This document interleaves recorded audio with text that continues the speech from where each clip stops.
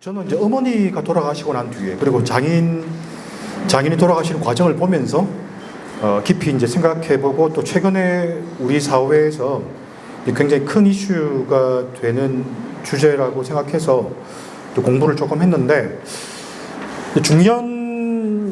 중년에 들어와서 부모님이 연로하신 분들한테 이제 이 이야기를 하면 굉장히 이제 호응이 많더라고요. 왜냐하면 당장 겪는 문제니까 이제 그런 건데 여기 계시는 20, 30대 젊은 분들은 어떻게 받아들이실지 잘 모르겠습니다. 아무튼 이런 주제인데요. 한번 이야기해 보겠습니다. 저번 시간에 이야기한 것처럼 제가 이야기를 좀 하고 난 뒤에 여러분들 의견도 한번 들어보고 또 이건 이제 현실에 진행되고 있는 논쟁과 직접 관련되어 있거든요. 작년 딱 이맘때 민주당 안규백 의원이 이 법을 발의를 했어요. 그 한국 현실에 사실은 좀 맞지 않는 좀 급진적인 내용을 담고 있는 법안이었고 국회에서 토론도 막 하고 그랬는데 제 생각에는 아마도 이제 계속 논쟁 상태만 계속 있을 것 같아요. 한국에서는 이제 법안이 통과되지는 않고 어쨌든 이런 주제입니다. 조력 존엄사라는 용어가 있고요. 이제 이거에 관한 세계적인 논쟁이 있는 거죠. 한번 이야기해 보겠습니다. 아마 이제 제가 이제 개요를 쭉 말씀드리고 난 뒤에 여러분들도 한번 생각해 보시고 그리고 이제 오늘 강의를 준비하면서는 이 주제와 관련된 여기 이제 상징건축 여러분들께서 생각하실 만한 주제가 뭐가 있을까, 소재가 뭐가 있을까 이런 것도 좀 생각해 봤는데 그 중간에 한번 이야기해 드릴 테니까 한번 이제 그것도 관심을 조금 가져주시면 좋겠습니다. 뭐 이런 주제입니다. 그 웰다잉이라고 말하는 방식의 담론이 있고 우리가 이제 나이가 들어서 언젠가 죽는데 중간에 이제 뭐 사고나 또는 비극적인 어떤 최후를 마치지 않고 자연사 한다고 할 경우에 자연사는 이제 병들어서 늙어서 죽는 거죠. 자연사 한다고 할 때 제기되는 문제들이라고 말할 수 있고요. 또는 이제 늙지 않더라도 중간에 어떤 불행하게도 치명적인 병에 걸려서 죽는 경우와 관계되는 것 같습니다. 두 가지 문제가 겹쳐 있는 거. 하나는 뭐냐면 잘 죽는다는 문제, 그리고 늙어서 죽는다는 문제. 그러니까 늙어서 죽는다는 것과 그냥 죽는다는 건 다른 문제인데 어쨌든 겹쳐 있는 그런 논리적인 관계에 있는 것 같습니다. 한국은 놀랍게도 한국이란 나라가 어느 순간 세계에서 최장수국, 가장 오래 사는, 그래서 흔히 이제 생각해 보면 북부 선진국이나 일본 정도가 세계에서 기대 수명이 제일 긴 나라라고 생각하는데 틀린 거 아니고, 근데 그 대열에 한국이 끼어들었고 어느 순간 내년이 되면 한국이 그야말로 세계 최장수국이 된다는 거죠.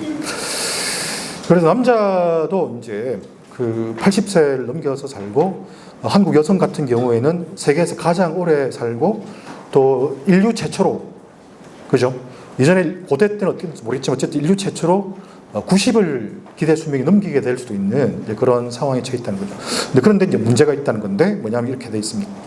길고 은퇴 시기가 빨라서 은퇴한 이후에 서드 라이프 또는 세컨드 라이프가 굉장히 길고 그 다음에 외롭고 한국 사회가 이제 결혼이나 연애 또는 프랑스 방식의 사회적 연대 동거 뭐 이런 게 허용되지 않는 그런 사회여서 굉장히 외롭고 그 다음에 이제 가난하고 노인 빈곤율이 세계 최고를 오래부터 달성하고 있고 그 다음에 이제 아픈 이렇게 말했는데 이제 기대 수명, 그러니까 단순한 기대 수명이 아니라 병석에 누워서 여생을 보내지 않고 활발하게 돌아다니고 사회생활도 하고 일도 하고 할 수 있는 그런 수명을 건강 수명이라 하는데 그냥 말 그대로 목숨을 거두는 때하고 자리 보존하게 되는 때가 상당히 큰 차이가 있다는 거죠.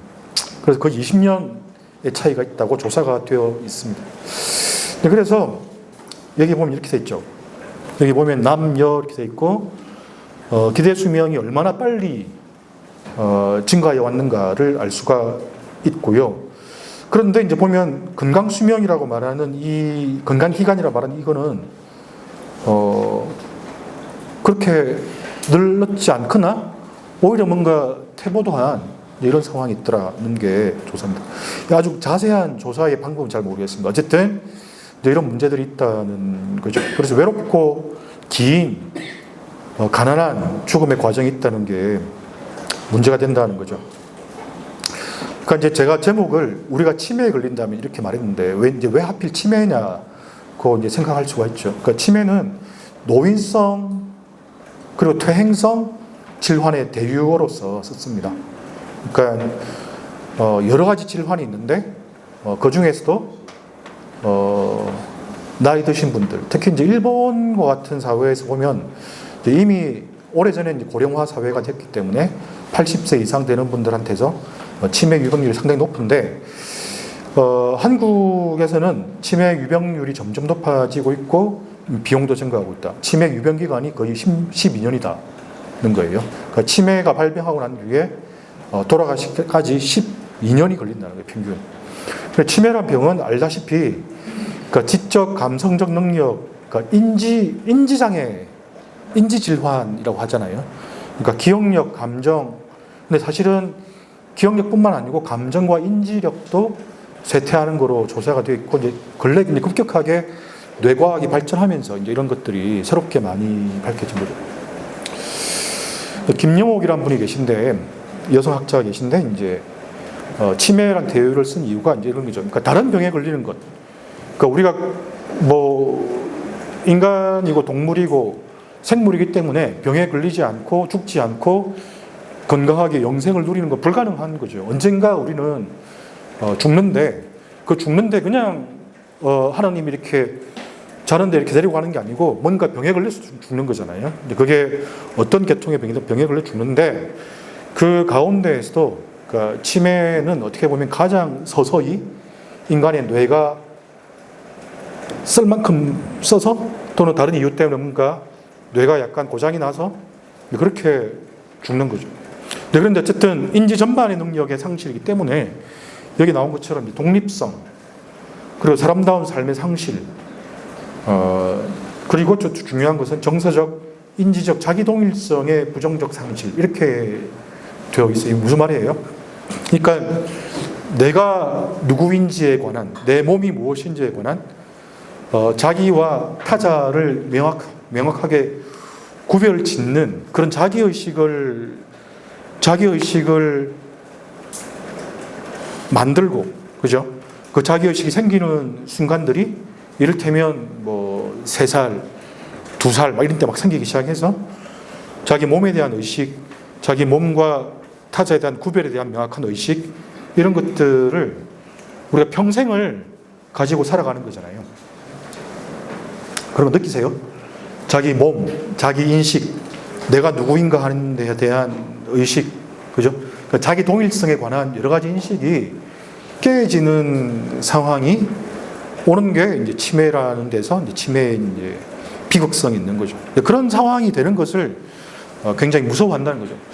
제가 이제 저번 시간에 잠깐 이야기했었나요? 그 포항공대에서 나오는 그 문명과 경계라는 잡지에 이제 이거 관련해서 이제 전문가라는 분들하고 이제 같이 한번 좌담을 한 적이 있었는데 그 좌담에 참석했던 분 가운데에서 경북대 의대에 계시는 최은경 선생님이 계신데 여자 교수님인데 재작년인가 3년 전쯤에 대장암에 걸리셨어요.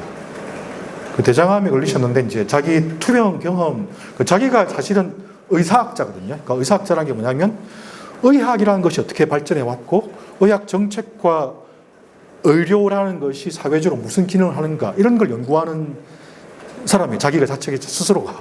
그런데 대장암에 걸리신 거죠. 그래서 이제 그 치료받는 과정에 대해서 이야기해 주시고 또 이제 감정에 대해서 이야기해 주시는데 무슨 말을 하시냐면 한국이란 나라에서는 소위 이제 5대 암이라고 말해지는 암 있잖아요. 뭐 유방암, 위암, 대장암, 또 뭐 있습니까? 폐암, 간암, 그렇죠? 그런 암들에 대한 한국의 치료 기술 같은 게 세계적인 수준이어서 실제로 그런 암에 걸려서 그런 암에 걸릴 경우에 굉장히 기술이 좋고 능력을 엄청나게 발휘할 수 있는 의사들의 관리 대상이 되면서 집중적인 치료를 받는다는 거예요. 아예 너무 가난하거나 이런 경우가 아니고 치료를 받을 환경이 된다면. 그래서 이제 그분도 잘 대장암을 이겨나가고 있는데, 그런데 이제 무서운 건 사실은 자기가 이제 막 그런 걸 생각해 봤겠죠. 대장암에 걸리는 순간 아마, 그죠? 그러니까 그분 이제 한 50 조금 넘으신 분인데, 어쨌든 자기 막 삶과 돌아온 인생과 막 엄청나게 생각했겠죠. 그래서 이제 그 의사로서 이제 그런 관찰, 자기 관찰 같은 걸 막 하게 되셨다고 하는데, 그런데 치매는 암 치료 과정과 달리 뭔가 미지의 영역이고, 여기 나온 것처럼 자기 동일성의 상실. 우리가 너무나, 여러분들은 어떠세요? 여기 계신 분들은 아마 대한민국의 건전한 시민이고 막 그러니까 뭐 술, 마약 뭐 이런 거 별로 안 하실 것 같은데, 어쨌든 그런 술, 마약 같은 것이 우리가 이 긴장을 유지하면서 자기 동일성을 유지하고 있는 이 무엇을 한 번씩 가도 이렇게 허물어 주는 거잖아요. 자아와 타자의 경계, 자아와 세계 같은 걸 허물어 주는 건데, 그런 것이 술, 담배 같은 외적인 약물이 아니라 무너지게 만드는 게 이제 이런 상태인 거죠. 그게 두렵다는 거죠.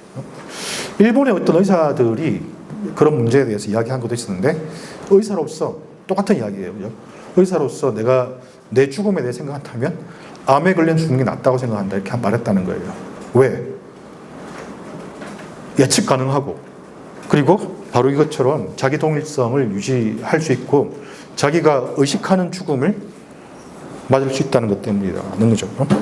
그래서 되게 무서운 대위호로서 치매란 이야기를 했는데, 그에 대한 반론들이 있습니다. 그게 이제 오늘의 토론거리의 한 부분입니다.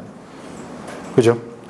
그 치매에 걸려서 자기 동일성이 사라지고 인지적, 정서적 이런 기능이 사라지기 때문에 치매에 걸린 사람들이 다양한 여러 가지 양태를 보이는데, 그 중에서 이제 내가 나를 생각해 볼 때 있을 수 없는, 또는 누군가들이 우리 할머니, 할아버지 또는 부모님들이 그렇게 됐을 때 보이는 태도들을 우리가 스스로 용인할 수 있는가, 이런 문제와 결부되어 있는 거죠. 쉽게 말해서 이제 한국의 오래된 속담 중에, 그죠?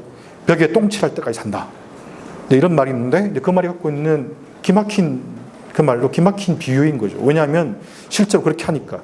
그게 소위 과거의 용어로 노망, 지금 말하고 있는 치매 또는 인지장애, 뭐 알츠하이머 같은 병이 나타나는, 발현되는 가장 안 좋은 방식이기 때문에 그런 거죠. 그렇습니다. 네, 그래서 이제 뭐 이렇게 한국의 10대 질환, 그러니까 한국 사람들은 어떻게 죽는가는, 그죠? 이게 이제 뭐 그러니까 이제 인문학적으로, 철학적으로 죽음이라는 것이 막 신비하고 막 어쩌고저쩌고 이렇게 막 죽음에 대해서 철학자들이, 또 저 같은 사람들이 여러 가지 이야기도 하고 막 그러지만, 사실은 다른 측면에서 죽음은 굉장히 뭐랄까요, 객관적이고 또 물질적인 과정이기도 하는 거죠. 한국 사람들은 어떻게 죽는가? 이 사람들 지금 여기 만약에 50명이 앉아 있다면 이 사람들 50년 뒤에 또는 70년 뒤에 이 사람 여기 존재할 것인가? 존재하지 않는다면 어떻게 비존재로 지구를 떠나서 땅속에 묻히거나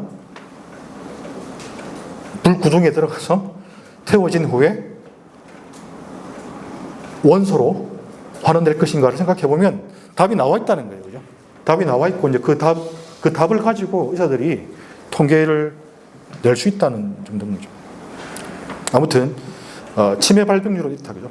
65세 이상에서는 10%가 발병하고, 급격하게 증가하는 거죠. 85세 이상은 40%에 달한다. 만약에 90세라면 50% 이상이 될 거다. 이런 거죠. 그러니까 무슨 말이냐면, 여기 있는 분들이 잘 늙어서 곱게 잘 늙고 자연재해나 사고 없이 평생을 누리면, 여자분들은 90세, 남자들은 85세, 여기 계시는 분들은 그쯤에 돌아가시게 될 텐데, 그쯤에는 한 50% 정도는 치매에 걸릴 확률이 있다. 이런 게 통계라는 거죠. 통계일 뿐이긴 합니다만. 예, 논의 이런 겁니다. 그죠? 한국에서 이제 죽음의 비참, 그러니까 이제 뭐냐면 안 행복한 거죠. 노인들이. 그죠? 노인들은 안 행복하고 지난 시간에 이야기했지만, 한국 남자 노인들은 엄청나게 자살률도 높다. 이런 이야기 했고, 그 다음에 이제 늙어가는 과정과 죽어가는 과정이라는 게 가지고 있는 차별성이 있는 거죠. 왜 차별, 한국 사회가 가지고 있는 불평등이 그대로 반영이 되는 거죠. 그러니까 죽을 때까지 계속. 그런 문제가 있는 건데, 근데 이제 재밌게도 이 늙음의 과정이라는 것은 제도와 문화와 자본주의의 문제인 거죠. 어디서 늙어갈 것인가? 어디서 누구랑 늙어갈 것인가? 그래서 어떻게 죽음을 맞을 것인가? 이런 문제가 구체적으로, 그죠? 그 나라가 운영하는 돌봄의 제도, 그리고 내가 가지고 있는 자산, 자원, 인적 네트워크, 내가 가족이 얼마나 있냐? 내가 80세가 되었을 때 나랑 같이 살 배우자나 가족이 있는가? 또는 혼자 사는가? 또는 친구나 다른 사람들이 나를 돌봐주는가? 그리고 내가 병에 걸려서 거동을 못하는데, 대소변을 잘 못 가리는데 누가 나를 도와줄 건가? 내가 무슨 병에 걸리는데 누가 치료를 해줄 건가? 이런 모든 아주 구체적인 문제가 있다는 거죠. 그 다음에 이제 오늘 문제는 약간 다른 차원에서, 지난 시간에 제가 이제 예고편으로 이야기했지만, 조력존엄사란 말은 뜯어보면 쉽다, 그죠? 조력, 누군가의 도움을 얻는다는 거예요. 존엄사란 말은 굉장히, 이 말은 굉장히 낯설기도 하고 또 논쟁적인 말인데, 존엄하게 죽는다는 말입니다. 존엄하게 죽는다. 그러니까 만들어낸 말이, 억지로 만들어낸 말인데, 왜 억지로 만들었냐면 조력 자살이란 말을 피하기 위해서 억지로 만들어낸 말이죠. 조력 안락사, 조력 자살이라고 말하는 게 더 그냥 직설적이고 정확한데, 조력 존엄사라고 했다는 거죠. 그러니까 무슨 말이에요? 누군가의 도움을 얻어서 의사의 도움을 얻어서, 그죠? 의사의 도움을 얻어서, 내지는 의사가 결정해 주는 대로, 의사가 판단해 주는 대로 자살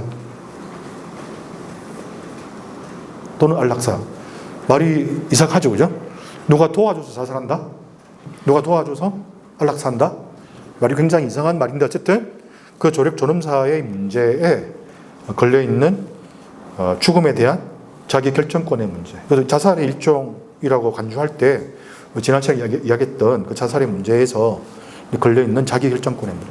자기 결정권이라는 건, 제가 이 공부를 하다가 자기 결정권이란 말이 뭐 많이 쓰이는 말이기도 하잖아요. 그렇죠? 자유주의 사회에서, 근대 사회에서, 현대 사회에서 자기 결정권이라는 것은 매우 기본적인 이 한 사람 한 사람의 개인이 어떤 존재인가를 이야기해 주는 거고, 성폭력 같은, 그죠? 같은 법적, 사회적 용어들도 이 자기 결정권과 결부되어 있는 거죠. 자기 결정권을 타인으로부터 침해당하면 안 되는 거죠.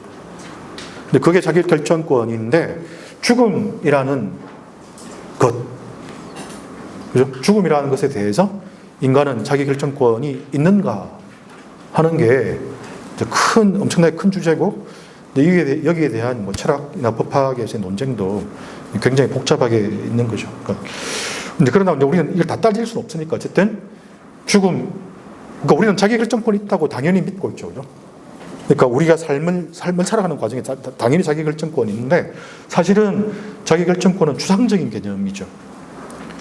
무슨 말이냐면, 자기 결정할 수 있는 존재, 내 모든 것은 내가 판단하고 내가 결정하는 문제라고 되어 있긴 하지만, 실제 우리 삶은, 우리가 만약에 태어나서 80년을 산다고 했을 때, 그 80년의 과정에서 모든 것을, 그 모든 과정과 그 모든 것을 자기 결정해 왔는가 따지면 안 그렇다는 거예요. 왜?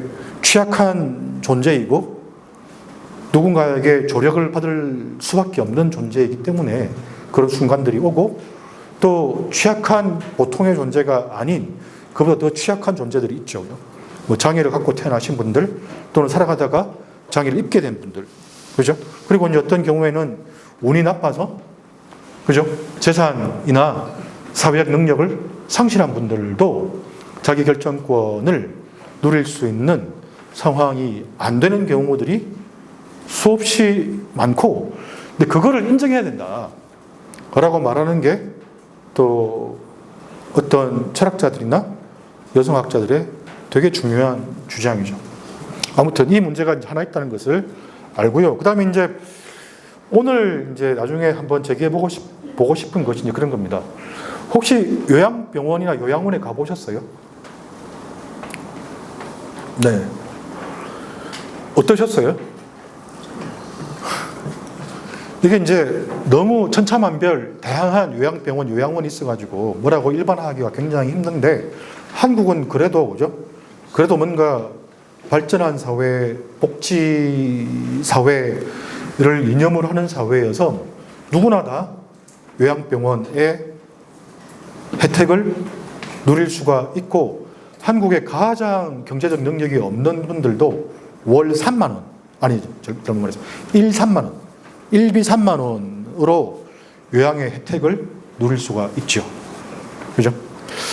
근데 그런데 이제 저는 이제 잊을 수 없는 광경 중에 하나가 나중에 다시 또 이야기하겠지만, 저희 장인어른이 오랫동안 앓으셨어요. 그러니까 뇌경색으로 쓰러지신 이후에 10년 정도 투병하다 돌아가셨는데, 처음에는 뭐 대소변을 가족들이 이제 받고 뭐 어쩌고 하다가 나중에는 재활 치료를 받고, 또 이제 가정에서 돌봄을 한 7, 8년 하신 것 같아요. 그러니까 이제 재활 뇌경색이란 병이 그런 거잖아요. 이제 이제 그 중에 이제 후유증이 있는 경우가 편마비라는 게 오는 거잖아요. 그러니까 이제 한쪽 팔다리를 못 쓰게 되는 건데, 이제 그런 상황에서 이제 한 7, 8년 사신 거죠. 그런데 이제 80이 넘고 난 뒤에 장인을 늘 수발하던 장모님이 두 가지 이유를 말하면서, 나도 아프다 이제, 그리고 더 이상 못하겠다, 이렇게 하면서 장인을 요양원에 이제 보내신 거죠. 그래서 집 근처에 비교적 좋은 종교단체에서 운영하는 요양원에 가 계셨어요. 근데 사실은 벌써 이제 그게 한 5년 전의 일인데, 가보고 약간 저는 충격받았어요. 그때 처음 요양원이라는 데를 가봤거든요. 가보신 분들은 잘 알겠지만, 그게 이제 우리의 미래일 가능성이 높지만, 왜 놀랬냐면, 너무 많은 노인이 계시고, 그때가 추석 연휴 때였는데, 저희 같은 중산층의 중년 아줌마 아저씨들이 저마다 다 차를 몰고 와서, 또는 이제 손주가 있는 사람들을 같이 데리고 와서, 거기 수용되어 있는, 수용이라 표현하죠. 수용되어 있는 부모님들을 만나는 거죠. 우르르 떼거지로 와가지고. 근데 그 광경이 되게, 뭐랄까, 현할 수가 없었어요. 현할 수가 없었고, 사실은 저희 장인은 그 요양원에 가셔서 많이 좋아지셨어요. 왜냐하면 그 전에 집에 있을 때는 맨날, 그죠?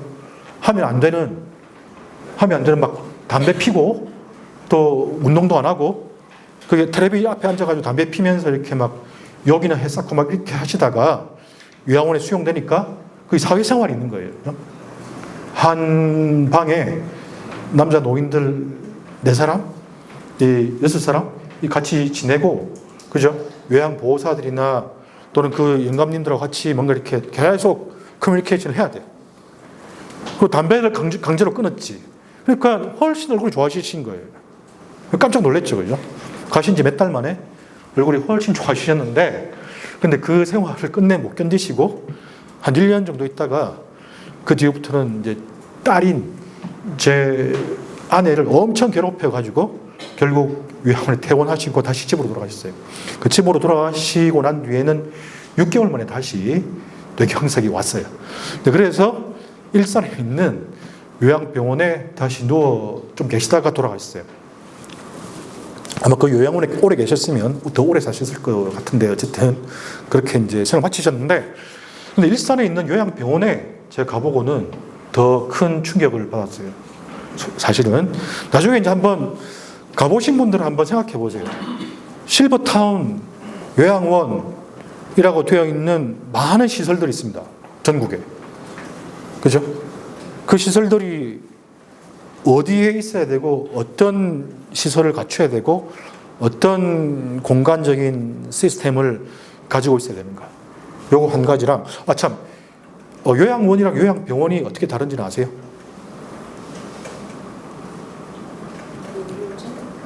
그렇죠. 요양원은, 그죠?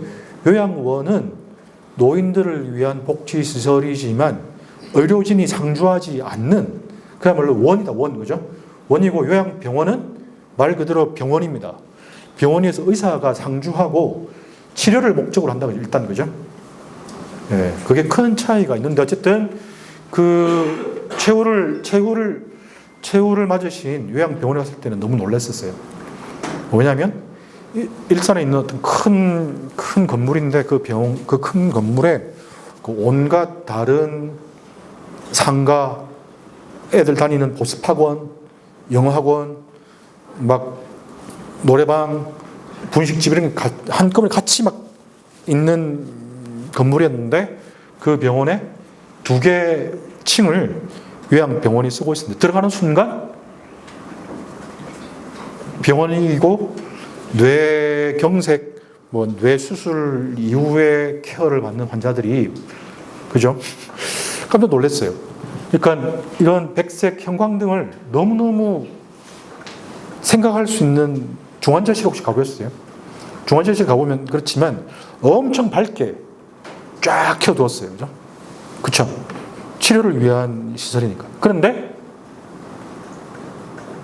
들어가니까 너무 깊고도 무거운 정적이 쫙 깔려 있는 거죠. 그게 뭐냐면 다 이제 뇌가 아픈 환자들이 쭉 누워 있으니까 아무 말소리, 아무 인기척도 없고 간호사들이 그냥 왔다 갔다 싹싹싹 왔다 갔다 하는 소리밖에는 없고, 거기 있는 분들이 다 살아계신 분들이긴 한데 살아계시되 살아있다고 말하기 어려운, 무슨 말인지 알겠죠? 그죠? 그런 분들이 쫙 누워 있는 거죠. 큰 병원에 하얀 백색 등이 켜진 그런 상황에서 깜짝 놀랐는데, 그 병원에 돌아가시고 이제 여러분 그걸 보셨어요?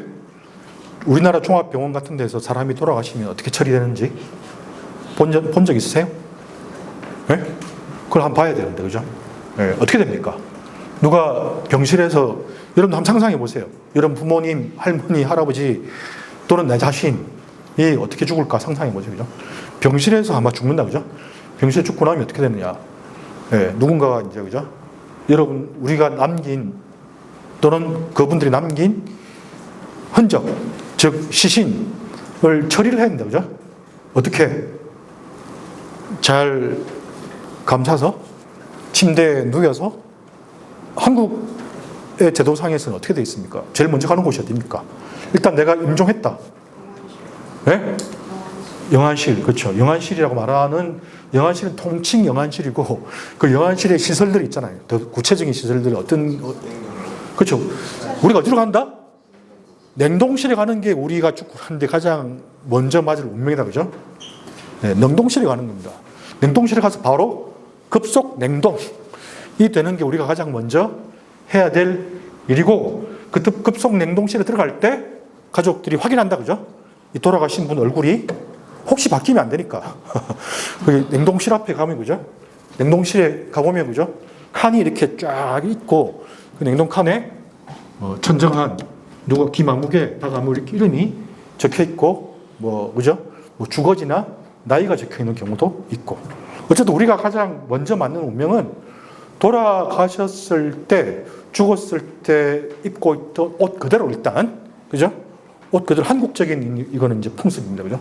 한국적인 풍습에서는 입고 있는 옷 그대로 일단 빳빳한, 그죠? 절대 부패하지 않을 것 같은 엄청난 급속 냉동 시설로 직행하는 것이 우리가 맞을 운명인 거죠. 그 다음에 어떻게 됩니까? 그 다음에 이제 바쁘게, 엄청 바쁘다, 그죠? 아마 그런 거 직접 해보신 분들 있을 것 같은데, 저도 이제 어머니, 아버지 돌아가시고, 또 이제 그런 거 보니까 엄청 바쁘더라고요. 상주들은. 그래서 뭡니까? 보람 상조, 에이스 상조, 또는 무슨 상조회, 또는 어떤 병원에 걸쳐 있는 상조에서 와서, 이제, 그죠? 딜을 한다, 그죠? 복잡한 딜을 하게 되어 있습니다. 그래서 이제 뭐, 리스트를 이만한 걸 가지고 와가지고, 관은 어떤 걸 쓸 거며, 수의는 어떤 걸 입히실 거며, 모자는 어떤 걸 쓸 거며, 그죠?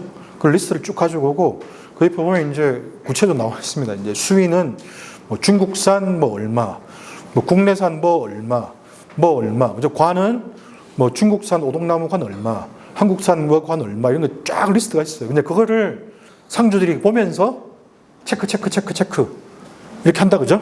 그게 이제 우리가 살아있는 사람들이 하는 일인 거죠. 난 죽은 나는 이제 그걸 모르고, 그 얼마 남았을지도 모르고, 이제, 얘야, 싸게 해라, 뭐, 이런 말 할 필요도 없이 그냥 뻣뻣한 시체로 그냥 일단 있는 거죠. 그걸 하고 제일 중요한 게 뭐다? 제일 중요한 건, 그런 옷 입히고 뭐, 염습, 그죠? 염습을 위한 그런 거는 상대적으로 덜 중요하겠죠. 그죠? 상대적으로 덜 중요하고, 뭐, 싼 거 입어도 되고, 비싼 거 입으면 더 좋나요? 그런 거 되게 미묘한 문제죠, 그죠? 그럼 상상해 보세요. 아마 여러분들 중에도 수년 내로 이제 그런 일을 하셔야 될 분들이 많이 있을 텐데, 그 한국적 풍습에서는 그죠? 시신이 쓰는 모자부터 시작해서 저 발끝에 신는 양말, 그리고 시신을 묶는 끈, 그리고 시신이 누워 있는 관, 이런 모든 것, 그리고 이제 우리가 만약에 화장을 하는 경우라면 태우고 난 뒤에 남은 뼈를 담는 항아리, 이것까지 다 결정을 해야 돼요. 근데 아까 말했듯이 다양하잖아요. 다양해서 막 5만 원부터 200만 원까지 막 쫙 있는 거죠. 그걸 이제 저랑 형이랑 이렇게 체크 이렇게 해서 하는데, 그죠? 네, 하고 난 뒤에 그거 하고 난 뒤에 더 중요한 건 뭐죠? 어디 시신을 모실 것인가? 이것도 엄청나게 중요하다, 그죠? 그죠? 그래서 화장을 할 것인가? 화장을 한다면 어디서 할 것인가? 그게 전화를 막 해본다, 그죠? 전화해보고 이제 내일 모레, 오늘 돌아가셨으면 내일 모레 발인을 하고 이제 시신을 처리해야 되는데 거기 몇 시에 비어 있습니까? 이렇게 물어보고, 그죠?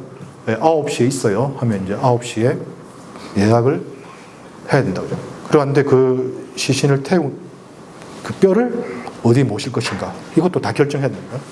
다 비용이고 다 절차인데, 그런 걸 하고 난 뒤에, 이제 그런 걸 하고 있는 동안에, 그죠? 입관이라는 순서가 온다, 그죠? 입관은 뭐죠? 말 그대로, 그죠? 말 그대로 냉동고에 있던 시신을 꺼내서 관 속에 넣는 장례 절차의 본격적인 시작 중에 제일 중요한 일이다, 그죠? 입관을 하는데, 입관할 때, 그게 이제 뭐 세계적인 법률이 있는 것도 아니고, 뭐도 아니고, 그죠? 다 관습이죠. 다 관습인데, 어쨌든 입관을 할 때 시신을 꺼내서 염사들이 시신을 닦는다, 그죠? 시신을 목욕을 시키는 거죠. 쉽게 말하면, 그죠? 시신을 목욕을 시키고, 그 목욕시키는 과정에 참여할 수도 있고, 참여하지 않을 수도 있고, 어쨌든 시신을 닦고 옷을 입히는, 그때 이제 얼굴을 본다, 그죠? 얼굴을 보고 이제 관 안에 들어가는 건데, 그거 해보셨어요?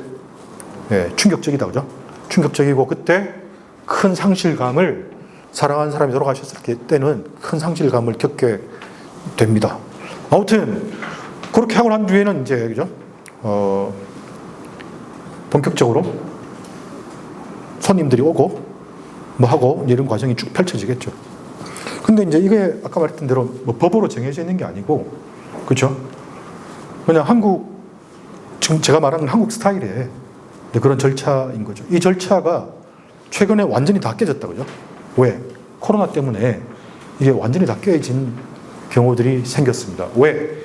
특히 코로나로 돌아가신 분들이 꽤 많았는데 그분들에 의한 감염을 예방한다고 해서 그런 걸 다 못하게 하거나 이전과 같은 상례적인 시신 처리 방법이 아닌, 그죠? 감염병 예방을 위한 특별한 방법으로 시신을 비닐 봉다리에 넣어서 처리하는 방식으로 훨씬 절차를 줄이는 방식으로 코로나 특히 초기에 그렇게 많이 했습니다.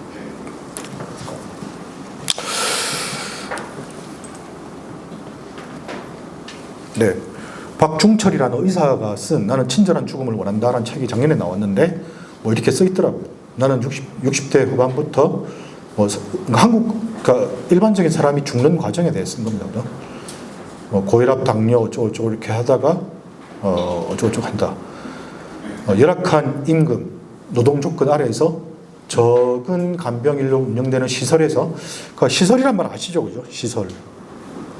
시설에서 한 사람 한 사람 세심한 인격적 돌봄을 받을 가능성은 낮다. 폐렴, 요로감염, 뇌경색이 반복적으로 발생하고 코에는 인공급식관이 끼워진다.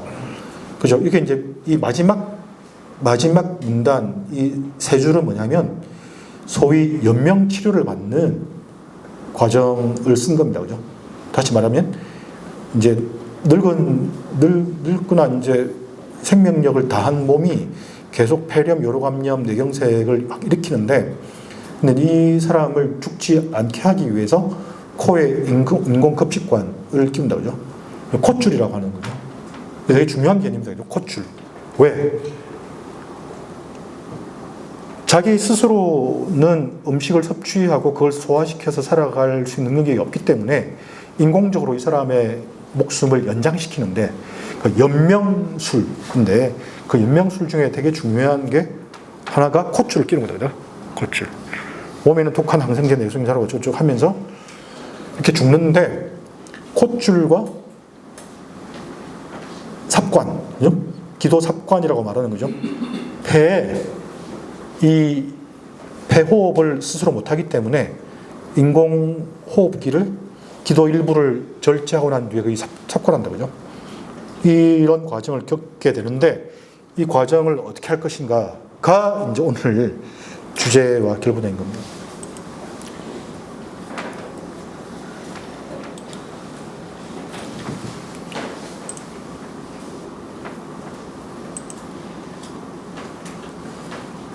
이거 동영상을 좀 보려고 하는데요. 네. 네. 그냥 클릭하면 되나요?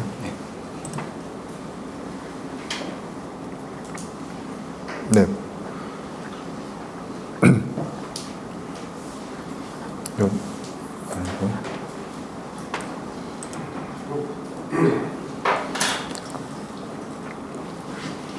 간호사 박주희라고 합니다.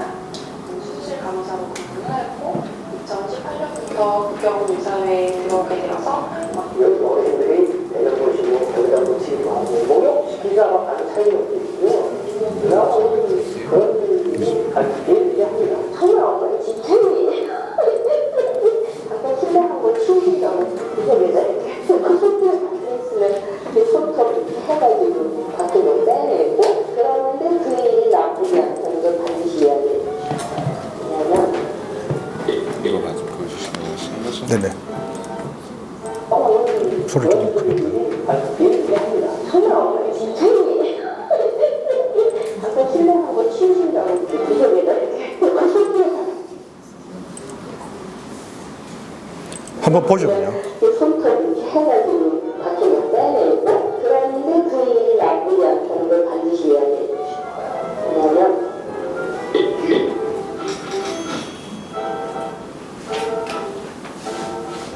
명령 같은 경우는 입소 시설이에요. 그래서 모든 상황이 이루어지는 거고 거기서 그냥 말 그대로 생활하는 거예요. 보호자님들도 처음에는 우리 엄마 아빠는 이곳에 그냥 거기 있는 거 아닌가? 그러니까 엘리베이터 타고 이제 같이 있는 때까지 계속 바라보시는 경우도 있으시고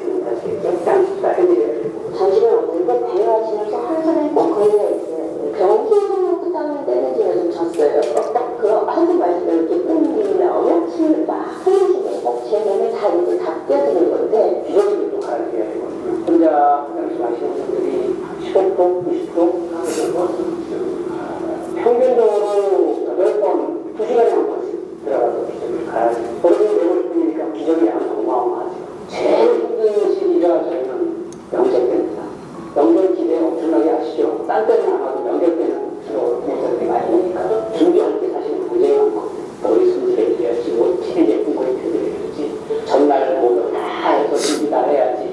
또 기록되는 집의 어르신들이 너무 많이 사랑을 과하게 평상시에 나눠서 안 드리니까 이런 배탈이 났어요. 일곱 여덟 분 중 한 절반이 배탈이 나서 그다음날 저희는 뭐 엄청난 화분이 있는데 대부분의 때 명절을 좀 오시거든요. 근데 명절임에도 불구하고 안 오시는 분도 계시고요.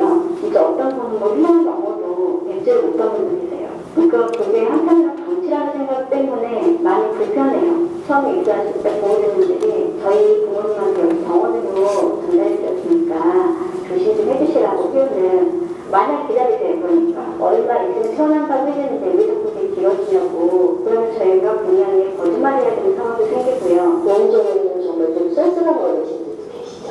혼자 앉아서 너무 지겨운 거예요. 눈이 안 보이시는데 침대에 어린아이처럼 발을 이렇게 동동동동 가만히 집에 가서 너무너무 사랑스러워서 안아주셨어요.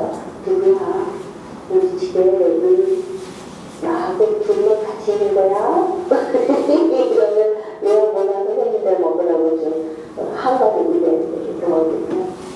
얼른 아 너무 맛있다. 정말 다네. 그러다가 다 드신 거잖아요. 아 너무 먹고 싶다. 빨리 먹어서 너무 아까워서 눈물이 나네. 막 이러세요. 정말 사랑스럽고 당연없이 요즘에 돌리고 싶어 진짜. 그 아드님들이 왔다가 금방 가세요. 한 5분 침대 옆에 앉아있는데 마땅치 않고 대화도 불가능하잖아요. 어머니 손발톱을 깎아드리는데 참 좋은 것 같아요. 하나하나 손가락 발가락을 살피는 것도 되게 진정성있고 참 의욕감을 느끼는 사람과 사람의 피부가 다르게 아들이라는 차이가 나거든요. 한 번은 보호자님이 영양치료 안 하시겠다고 해서 분명 밝히셔서 부가적으로 음식 섭취가 안 되다 보니까 그래서 물만 드리는 거예요. 제가 제공할 수 있는 거는. 이 어르신 음식이 점점 없어지는 걸 저희가 고스란히 보고 있거든요. 신체적인 기능이 빨리 종료가 됐으면 좋겠다라는 생각을 해요. 이게 너무 서로 고통스러우니까. 그런데도 불구하고 학교에 끊을 때 15를 넘게 계셨는데 저희끼리는 혹시 누군가를 기다리시는 건 아닌가. 자녀분들이 안 오셨거든요. 한 분도. 이게 옳다 그러다라고 판단하기 좀 어려운 것 같아요. 그 부모가 어르신이 돌아가셨을 때 집을 싸면서 버릴 수 없는 마지막 부분들은 대단히 개인적인 추억이 담긴 사진들, 최대반을 단장하고 가족이 뜻한 남자들하고 집을 사진 태워드는 여러 가지 말라의 교차였죠.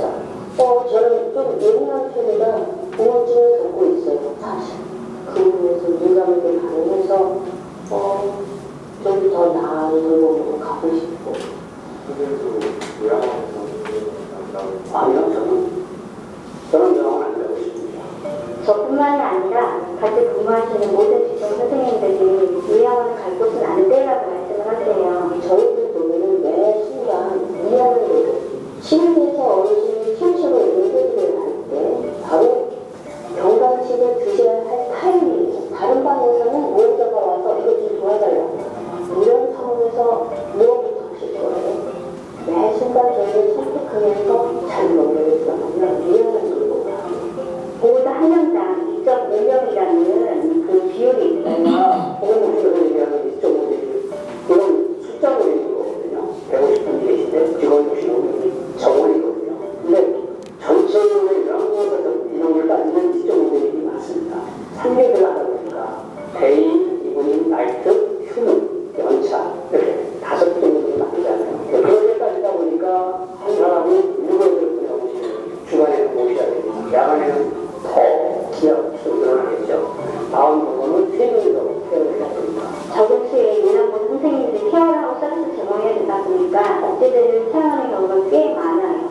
공공으로 이렇게 만들어서 선물을 집에 하나 하고 리셉션에 하나 묶어서 온전하게 대회가 심하신 어르신 안전을 위해서라고 핑계는 내지만 요양보호사 인원이 조금 더 많다면 굳이 제대로 할 필요가 있을까요? 요양보호사 선생님들의 보시면 최고시겠죠? 그거는 너무 작습니다. 지금 90만 원 받고 생활이 과연 가능할까요? 사회복지시설은 가족 단위로 운영하는 곳이 생각보다 많아요. 우리가 진정하는 것보다 훨씬 더 많아요. 시설장이 부모님이고 사회복지사가 자녀분이고 아니면 친척이고 한 가지 예를 놓고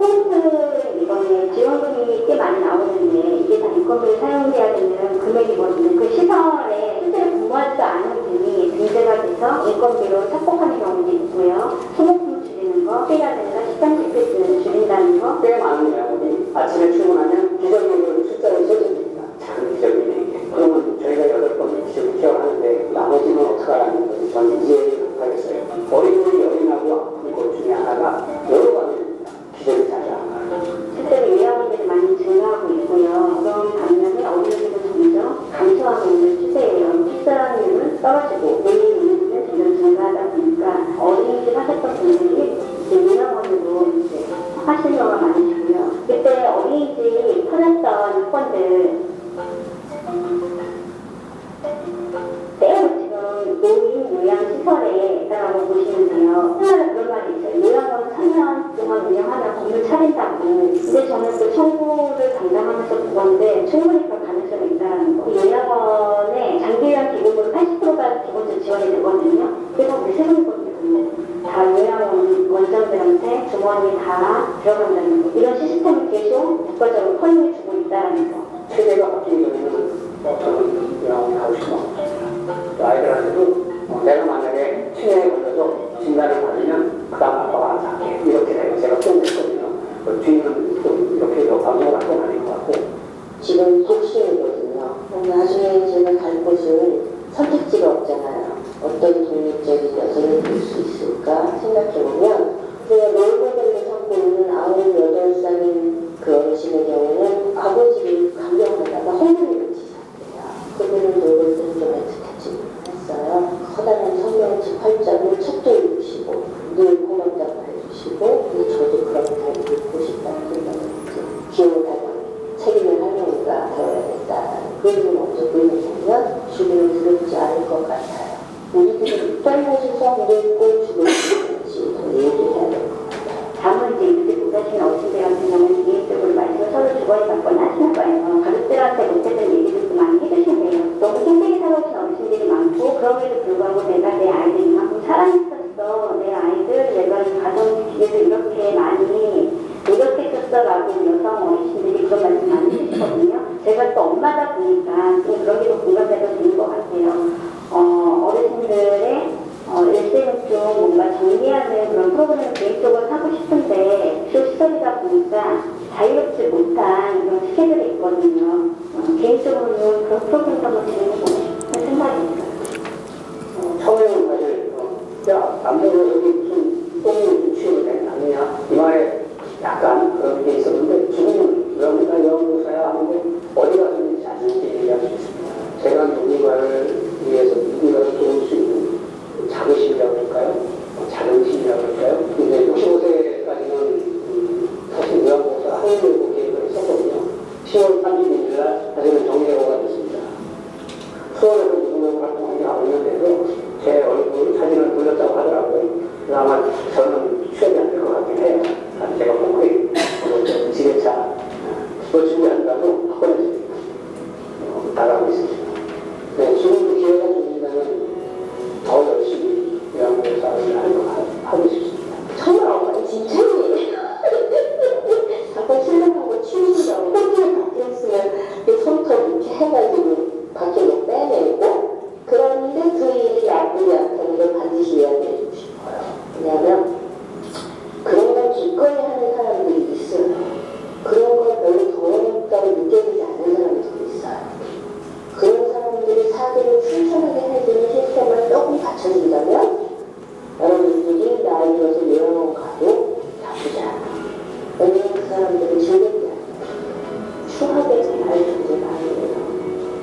소중히 두 분 한가운데 지금도 땀 흘리면서 요양원에서 사투를 벌이시는 요양원에서 학생들과 함께 하겠습니다.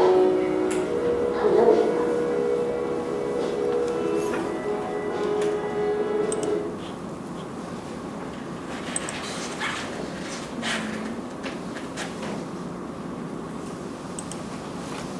네, 사실은 오늘 이야기할 주제가 다 나왔네요. 그죠? 그러니까 노인들이 어떻게 있고 또 이런 정도의 요양원이라면 요양원은 상당히 다른데 서로 어쨌든 아마 이분들은 좀 열악한 환경에 있는 요양원에 계셨던 것 같아요. 그래서 그 제일 핵심적으로 이분들의 생각 또 한국의 현실을 압축하는 말이 자기가 요양보호사 일을 했고 또 거기에 대해서 자부심도 나름 가지고 계시지만 이 시스템이라면 나는 요양원에 가서 죽지 않겠다 이렇게 말하는 게 핵심인 것 같습니다. 그러니까 우리는 돌봄 속에 있다는 말씀도 하셨고요. 그리고 이제 중간에 이제 막 그 이런저런 이야기들이 나왔는데 아까 이제 그 제가 이거 보다가 빨리 지나갔는데 혹시 그거 보셨어요? 어린이집을 요양원으로. 그러니까 출산율은 줄고 노인들은 엄청나게 늘어나고 그래서 어린이집과 예식장 같은 상징적인 시설을 요양원으로 바꾸는 그런 일들이 벌어지고 있다는 거죠. 그래서 결혼식장, 유치원, 어린이집이 요양원이 되는데 제가 이제 이거를 한번 찾아봤어요. 그러니까 이제 여러분들 관심도 아마 가지실지 모르겠지만 그래서 이제 과연 요양원, 요양병원이 어떤 시설 규정을 가지고 있는가?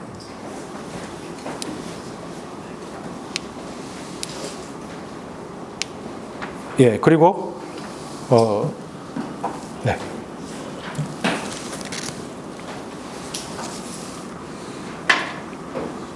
네.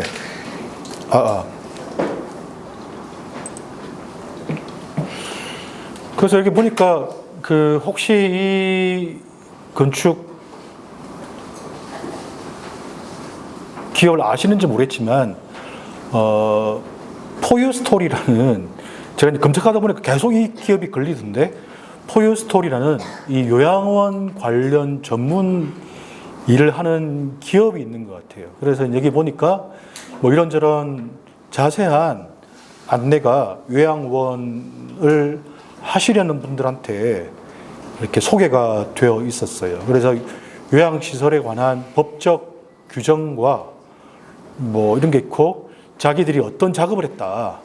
자기들이 숙박시설을 용도 변경해서 요양원으로 만들었다. 이런 이야기도 나와 있었고 요양원 설립을 위한 필수 조건이 뭐 어쩌고저쩌고 이렇게 법적으로 이렇게 되어 있었다는 것도 있었어요. 예, 이게 이제 필수 요건들이고 이 필수 요건들을 채우고 난 뒤에는 상당히 자유롭겠죠. 그래서 나중에 이거 한번 찾아보세요. 이 기업이 가지고 있는 자기 홍보 영상도 있었는데 이것도 좀 재미있어서 제가 이렇게 가져와 봤습니다.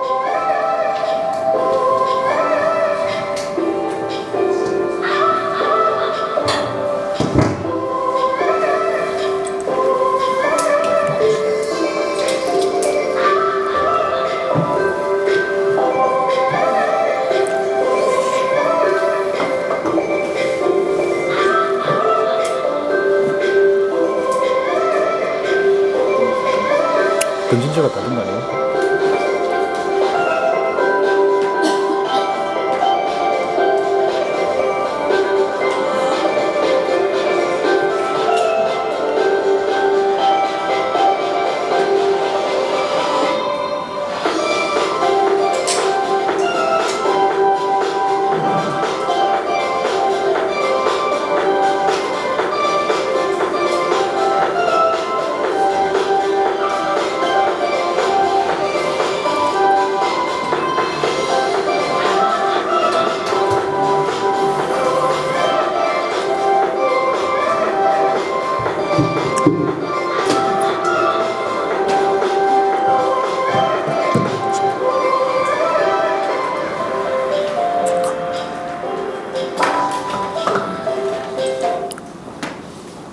네. 아마 이제 저랑 보는 눈이 다르실 테니까 다른 걸 보고 느끼셨을 수도 있고요. 또 이제 이걸 조금만 찾아보면 가성비 요양원. 그러니까 이제 왜 가성비란 말을 쓰겠어요? 그러니까 요양원이 어떤 정도의 시설 규준만 갖추고 나면 거기서 먹는 거 이런 시설이 완전히 차이 나는 그런 상황이 있고 호텔식으로 되어 있는 뭐 연 보증금이 몇 억이 되고 몇백만 원, 한 달에 몇백만 원을 하는 데부터 여기 이제 가성비 요양원이라는 데는 보시면 알겠지만 70만 원, 80만 원 정도면 한 달에 할 수 있는 이번 영상에서는 설립 주체가 법인 요양원을 소개하도록 하겠습니다. 여러분들께서 부모님을 잘 모셔줄 돌봄이 좋고 시설도 좋고 또 식사까지 맛있는 요양원을 찾고 계셨는데 비용이 부담스러우신 분들 계셨을 거예요. 비용이 부담스럽지 않은 좋은 요양원을 소개하도록 하겠습니다. 저와 함께 시설 보시죠.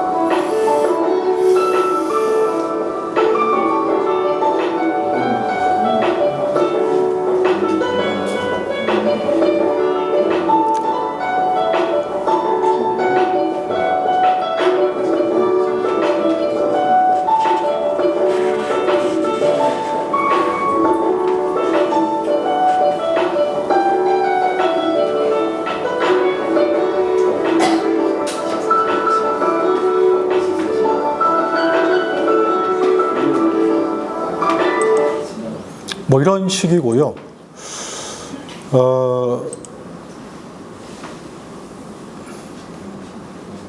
병이 하나당 100원이고 맥주병은 135원이거든요. 병 한 개만 사보면 알려주시고. 제가 넣겠습니다. 노후에 건강하게 잠자기 위해서 꼭 필요한 것이 건강 식사, 운동, 다른 사람과의 교류입니다.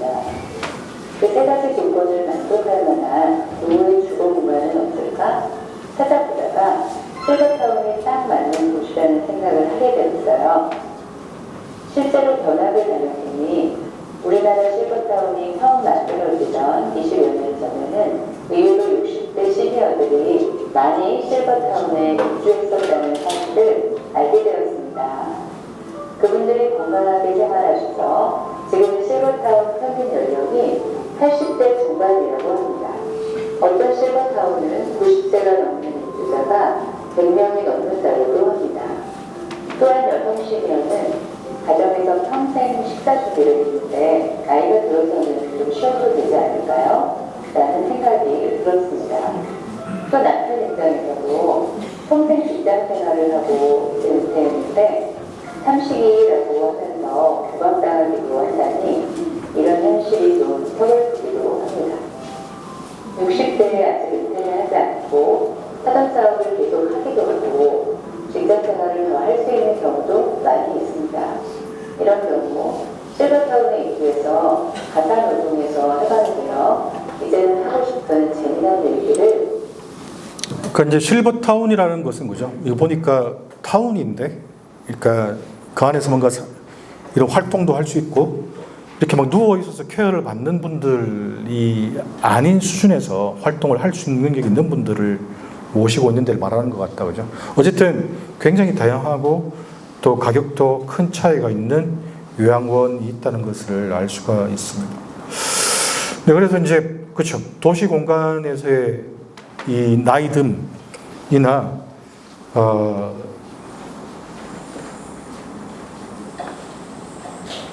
죽음의 과정이 이런 거에 맡겨지는 거죠. 그죠? 시설에 맡겨지고 이 시설이라는 것이 도시에서의 삶의 마지막 국면들과 긴밀하게 연관이 되어 있는 거죠. 그런 걸 이야기해 보고 싶었고요.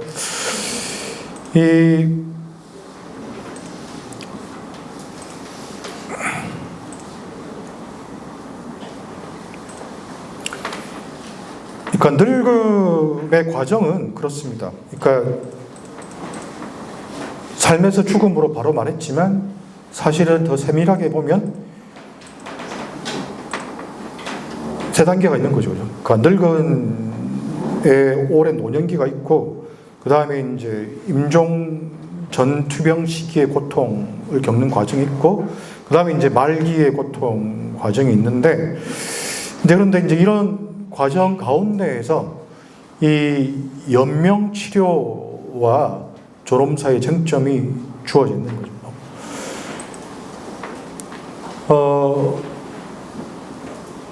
아까 말했던 그런 상황 때문에 한국에서는 이제 이런 실제 상황이 막 벌어져 있는 거죠. 자살이나 고독사가 굉장히 많고, 특히 70대 이상 남자 노인들과 가난한 고령층이 자살률이 높다 이런 이야기를 했고요.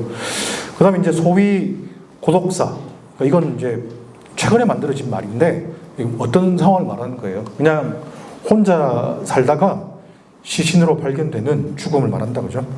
그러니까 연고자가 있거나 없거나 어쨌든 혼자 살다가 죽음을 맞는 경우를 말하는데, 노인들뿐만 아니고 청년 계층에서도 고독사 하는 경우들이 생겨나서 문제가 되고 있다. 그리고 고독사 현장엔 3가지가 꼭 있습니다. 술병, 약봉지, 그리고 편의점 음식 상자. 뭐 이런 식의 고독사란 문제가 최근에 이 사회적인 문제가 되면서 이런 또 이제 이 굉장히 한국식인데 지자체가 이런 앱을 만들어서 저희 앱을 한번 깔아봤어요. 그러니까 살핌이라는 앱이 있어가지고 이제 이걸 깔면 이제 계속 이렇게 외롭지 않게 계속 뭐 이렇게 메시지가 와요.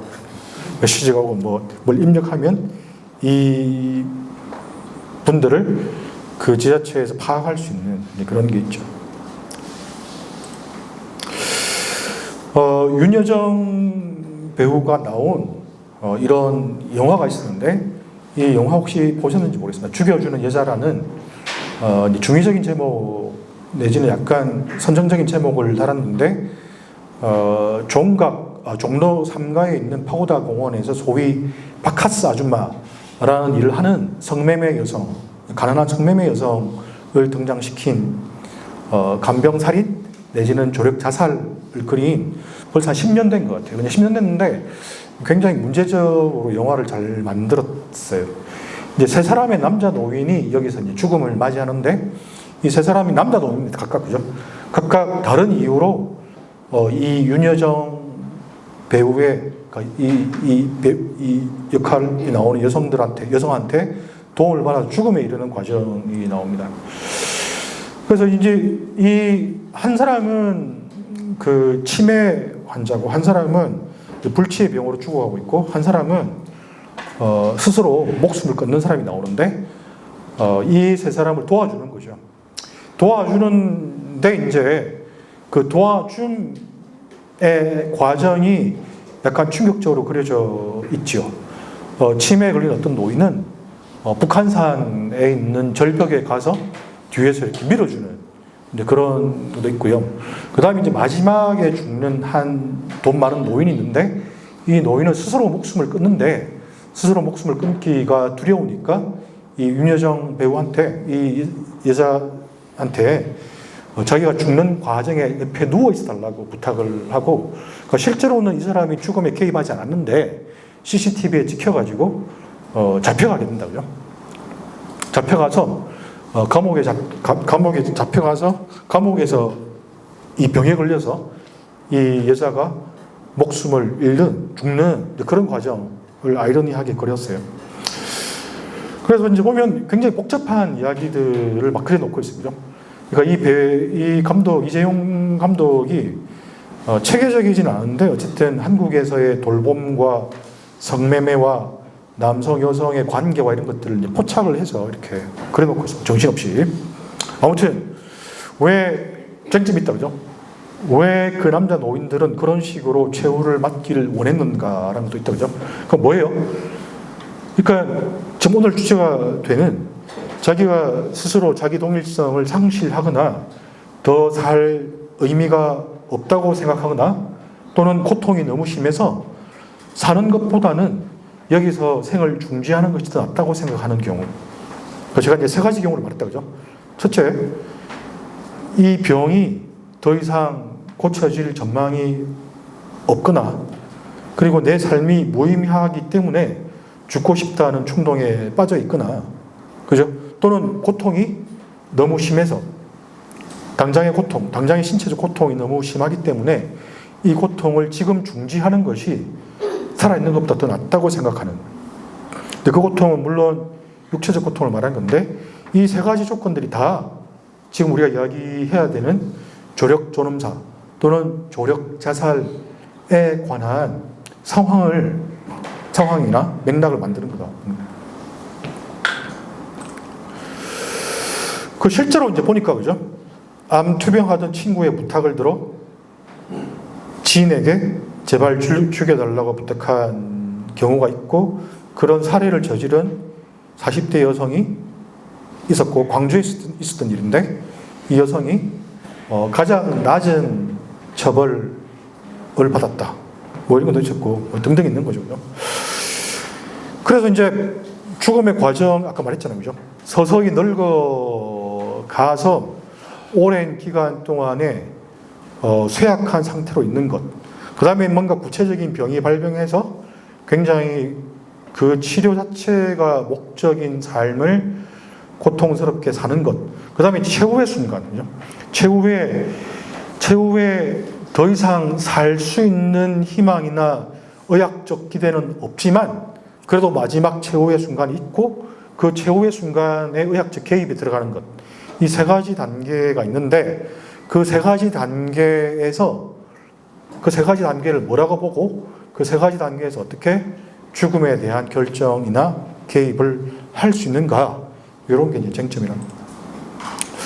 그리고 이제 여러 가지 조건들이 있다 그죠? 사회 조건들이 있는데 이제 아까 나왔던 고독사뿐만 아니고 더 비참한 간병살인이라는 상황이 있는 거죠. 그래서 서울신문에서 이제 이걸 계속 조사를 해서 최근에도 그런 기사가 나오는데, 그러니까 왜 사람들이 요양원에 자기 부모를 보내느냐는 정황과 이게 관계가 있는 거죠. 뭐예요? 간병살인. 나온 것처럼 그죠? 치매 수발 6년 아내 목을 졸랐습니다. 뭐 이런 식의 제목이 함축하듯이, 그러니까 가족이 있는데 왜 남의 손을 빌어서 돈을 내 가지고 우리 부모님들을 그렇게 하느냐? 혹시 이렇게 생각하시는 분들 계세요? 네, 그렇게 생각하는 분들이 한국에는 많고 비교적 또 그렇게 해야지 자식의 도리를 다하는 것처럼 생각하는 경우들도 많이 있었던 거죠. 관념적인 건데 여기 나온 것처럼 간병 스트레스로 환자를 살해하고 같이 죽고 싶다는 생각을 한 적이 있다? 예, 꽤 있다는 거고. 근데 그런 중에서 이제 제일 어려운 게 뭐냐 이런 것들이다.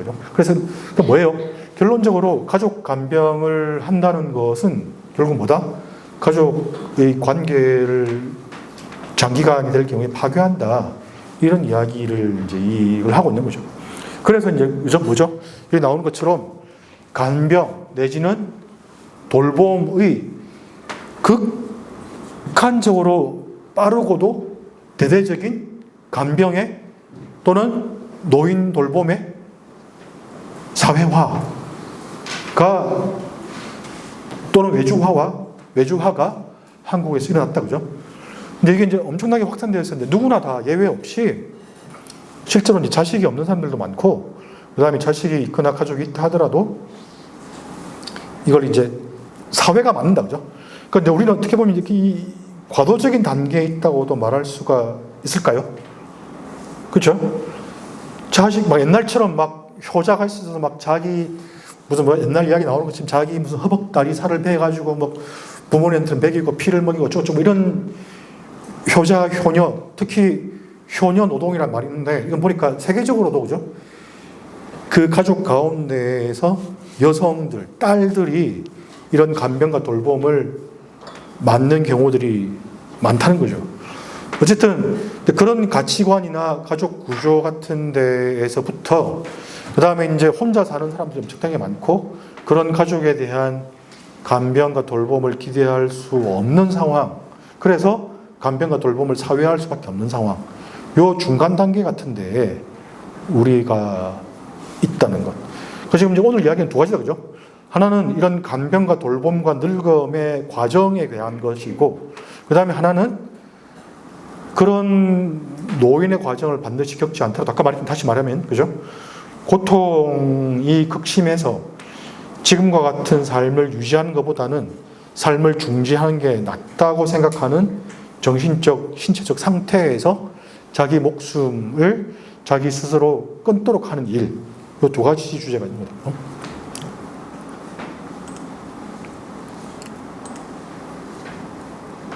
예, 간병자살 나왔고요. 그다음에 이제 이게 이제 오늘과 직접 관련된 주제인데 바로 며칠 전에 서울신문에서 나온 그 기사들입니다. 지난 시간에 우리가 그 케빈의 편지라는 것과 결국엔 동영상을 좀 봤죠. 그러니까 스위스의 디그니타스라는 조력 자살을 해주는 그런 업체에 찾아간 동영상을 봤었죠.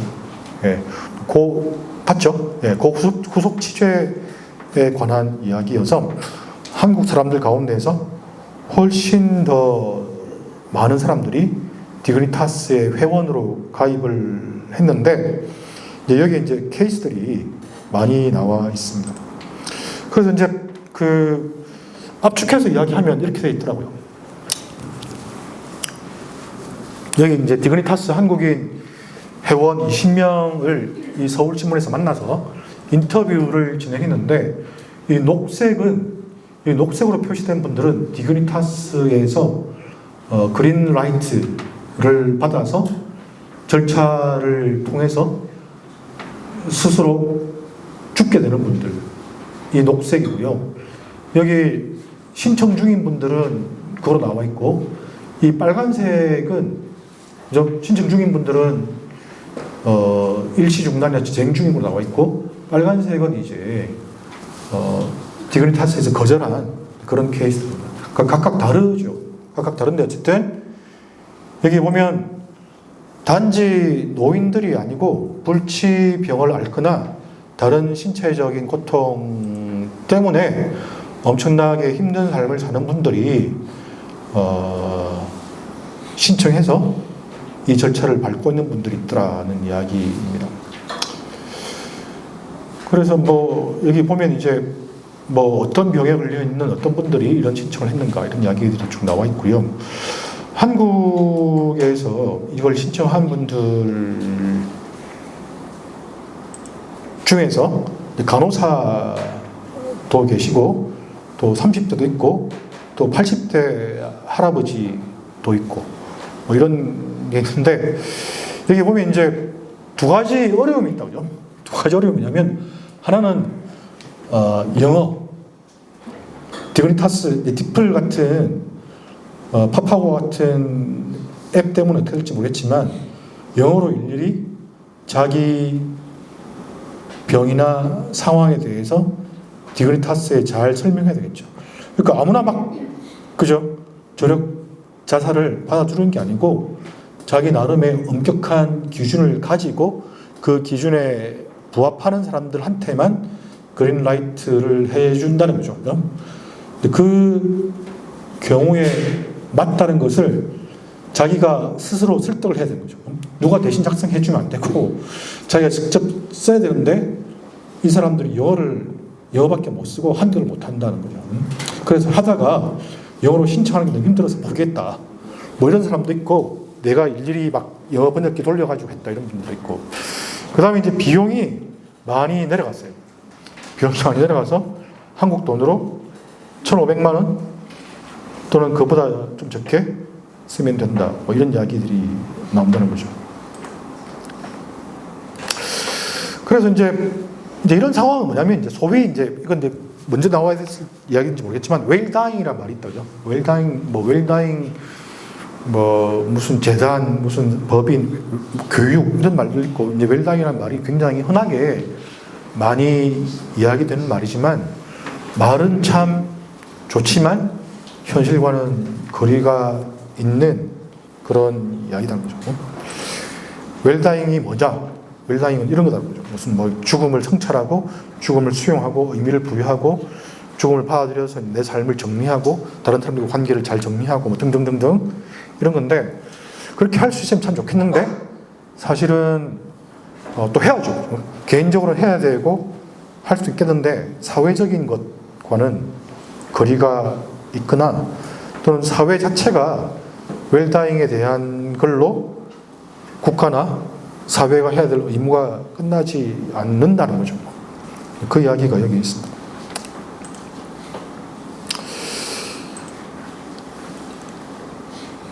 근데 그래서 이제 결론을 잠정적으로 내리면 그런 거죠. 두 가지인데, 하나는 이 친절한 죽음이라고 말하는 한국의 지금 당장의 현실에서 제가 세 가지를 말해볼게요. 지금 당장의 현실에서 아까 요양보호사 분들이 말하시는 것처럼 존엄사 같은 이야기를 할 때가 아니고, 그죠? 그 조력존엄사라는 것이 얼마나 윤리적으로 복잡하고 법적으로 복잡하고 한국의 문화에서나 다양한 상황에서 어려운 일이겠죠. 누구의 조력을 받아서? 의사의 조력을 받아서. 누가 결정해서? 내가 결정하거나 또는 그런 결정을 받아서 심의를 거쳐서 죽는다는 건데 제도적으로 이런 걸 도입하려면 엄청나게 복잡한 거죠. 복잡하고 윤리적인 문제도 많은데 그 전에 해야 될 일이 많은데 그 전에 해야 될 일들로 의사들이 이런 걸 주장한다 그죠. 그래서 조금이라도 더 나은 방식의 죽음과 인간다운 죽음을 막기 위한 최소한의 장치들이 이런 거다는 이야기 정도를 한다는 거예요. 다 좋은 말이죠. 뭐 호스피스 의료를 확대하고 또 연명의료결정법에서 물과 영양공급 의무 조항을 삭제하고 이게 무슨 말이에요? 연명의료를 중단한다고 자기가 스스로 의사를 밝혀도 의사가 물과 영양공급을 중단하면 안 된다는 규정이 따로 있다는 거예요. 그래서 그거를 중단시킬 때의 결정을 하는 게 굉장히 복잡하고 가족들과 같이 하는 게 현실이라는 아무튼 등등 이런 정도를 해야 된다고 생각하는데 굉장히 어떻게 보면 그죠? 온건하고 죽음의 최종 과정에 그래도 인간화에 초점 맞춘 이야기죠. 그 다음에 이제 두 번째는 인식을 변화시키는 건데 특히 오늘 처음에 이야기했던 치매와 관련해서 페미니스트 여성학자들 중에 몇 분들이 이런 획기적인 주장을 해요. 그거 뭐냐면 아까 말했던 것처럼 자기 동일성이 사라진 삶, 내가 누군지, 우리 자식들이나 가족들뿐만 아니라 내가 누군지도 모르게 되는 그런 상황, 그리고 내가 상상해 보지도 못한 그런 상태의 행동들, 폭력적인 행동이라든지 뭐 벽에 똥칠한다든지 이런 식의 행동하는 그 삶에 대해서 우리는 뭔가 두려워하거나 있어서는 안 되는 일이라고 생각하는데 그 발상을 바꾸면 안 되냐는 방식의 굉장히 강한 철학적인 방법론이 들어와 있는 그런 주장을 하는 거죠. 그러니까 첫 번째는 인간이란 취약한 존재고 자기 동일적인 완결성 있는 개인이 아니라 취약한 존재이고 언제든지 그런 방식의 상태로 떨어질 수 있는 존재라고 인정해야 된다는 것, 의존적인 존재라고 인정해야 된다는 것이고, 그러면서 이제 뭐라 말하냐면 그런 거죠. 사실은 저 자신도 그렇지만 아까 그 요양보호사 그 아저씨가 한 말 혹시 기억나세요? 그죠? 내가 치매에 걸린다면, 그러니까 뭐라고 말하시는지 기억나세요? 내가 치매에 걸린다면 나를 요양원에 보내지 말고, 그죠? 그 다음에 내가 알아서 할 테니까, 그죠? 그걸 지금 내가 여기서 말할 수는 없지만, 자식들한테 내가 이렇게 말할 거다 하면서, 내가 알아서, 점점점 이렇게 말씀하셨잖아요. 그러니까 그런 전제가 되게 강하게 깔려 있는 거예요. 무슨 말이에요? 내가 그렇게 자식들한테든, 다른 요양보호사라는 타자한테든, 내가 아니게 돼가지고 그렇게 폐를 끼치니 차라리 나는 스스로 죽겠다 이런 말이잖아요. 그죠? 죽겠다 그런 말인데 거기에 대해서 강하게 비판하는 그런 말씀을 해놓으신 거예요. 굉장히 설득력 있는 말인 거죠.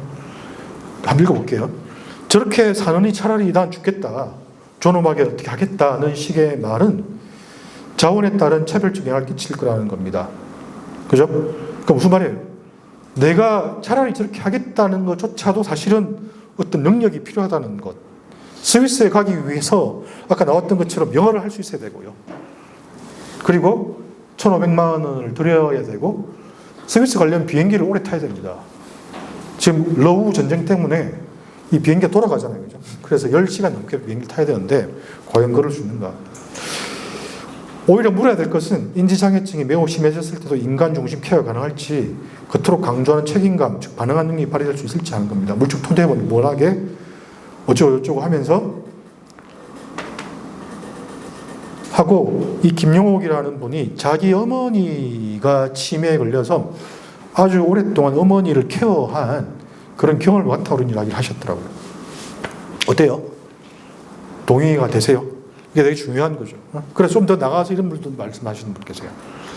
치매에 걸릴 준비라든지 그러니까 타인이 치매에 걸린 상태란 것도 당연히 존재로서 인정을 해야 된단 말이고, 그죠?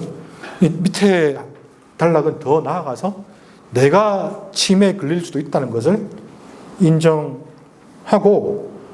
함께 살아가는 삶이라는 것을 인정해야 되고 폐를 끼칠 수 있다. 그것도 내 스스로 생각을 해야 되지 않냐. 이런 데까지 더 깊이 나아가는 거죠. 네. 어렵다, 그죠? 네. 요게 이제 한 가지고요. 그 다음에 이제, 그죠? 그래서 저는 이제, 이건 넘어가고, 그 다음에는 이제, 그거다, 그죠? 조력 존엄사에 대해서 찬성할 것인가? 나는 조력 존엄사 하겠다. 난 디그니타스 갈래. 영어 공부 좀 해서 내지는 번역기 좋은 거 많이 개발되고 잘 돌려서 작성해서 1,500만 원 모았다가 내가 갈래 라고 생각하는 방식으로 사고하는 것. 이 세 가지다. 그죠? 그죠? 이 세 가지 가지고 한번 이야기해보고 다시 말해볼게요.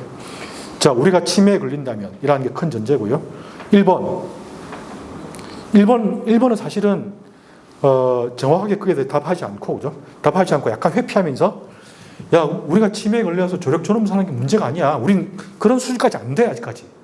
더 나은 케어, 요양보호사에 대한 더 좋은 대접, 더 좋은 요양 환경과 요양 시설과 더 좋은 복지 시스템, 그리고 호스피스 제도, 이런 걸 하는 게 우리가 먼저 해야 될 일이야.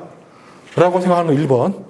그 다음에 2번, 아까 말했던 대로 벽에 똥칠해도 내가 아니게 돼도 그런 나를, 또 그런 타자를, 그런 어머니를, 그런 내 애인이나 남편을, 동생을 인정해야 돼, 그 자체로. 라는 방식으로 발상을 바꾸는 것. 그 다음에 3번, 아니야, 그런 건 아닌 것 같아. 나 디그니타스 갈래.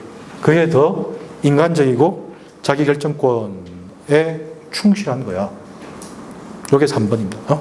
나머지 이제 좀 더 사실은 더 있어요. 뭐 이제 우에노 치츠코 같은 일본 여성학자가 말하는 것도 있고, 뭐 이 가족과 이웃의 제도를 바꾸고 뭐 등등등 복잡한 이야기들이 있는데, 그런데 다 이제 치우고 세 가지인데 이 세 가지에 대해서 다르겠죠, 그죠?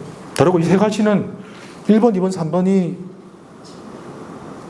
반드시 서로 배치되지 않을 수도 있지요. 그렇죠? 1번 플러스 3번을 주장할 수도 있고요. 1번 플러스 2번을 주장할 수도 있고. 네. 당연히 이제 가톨릭을 위시한 종교단체들은 강하게 거부하고 있다고요. 왜냐하면 유럽 전체에서 벨기에, 네덜란드, 스위스 같은 나라들이 조력 존엄사를 허용해서 아까 나왔던 그 신문에 보니까 나라마다 좀 차이가 있는데 꽤 강한 의미의 안락사 같은 것도 허용하는 경우도 있기 때문에 그렇습니다. 자, 그러면 한번 1, 2, 3번 가운데 투표를 한번 해보고 마치겠습니다. 자, 복수로 두 번만 손을 들 수 있게 해볼게요. 자, 1번.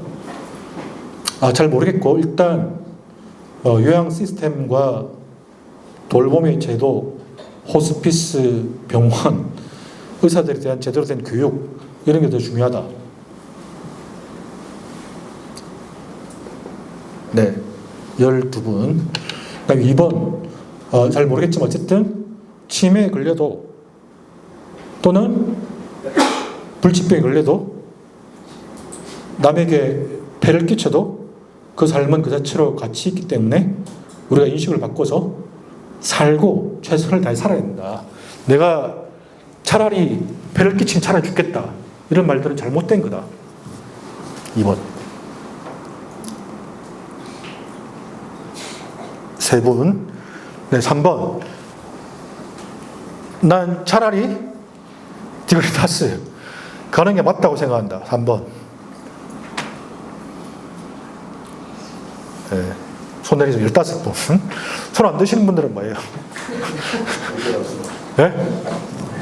네, 2개 다 드신 분들, 2번 드신 분들 있고, 손을 아예 안 드신 분들도 있는데, 네.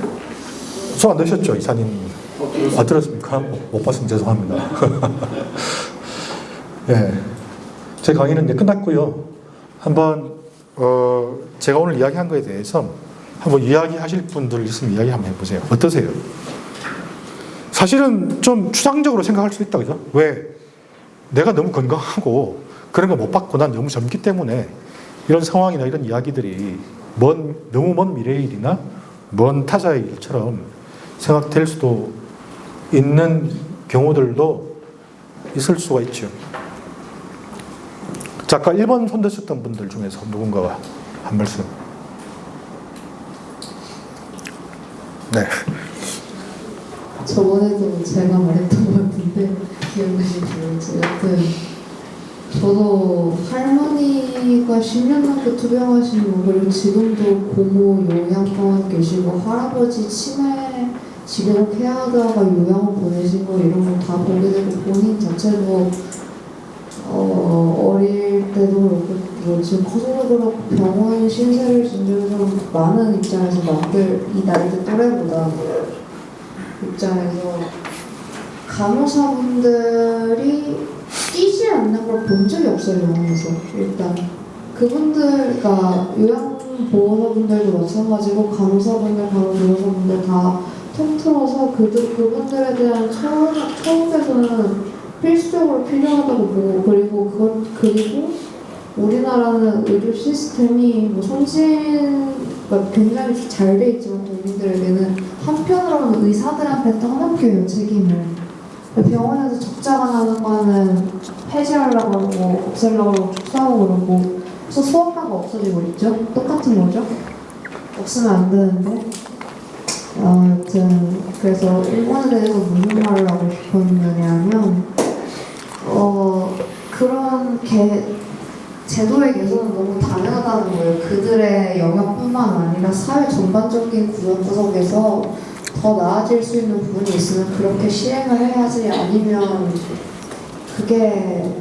그럼 안 되죠. 끝입니다. 일본에 대해서.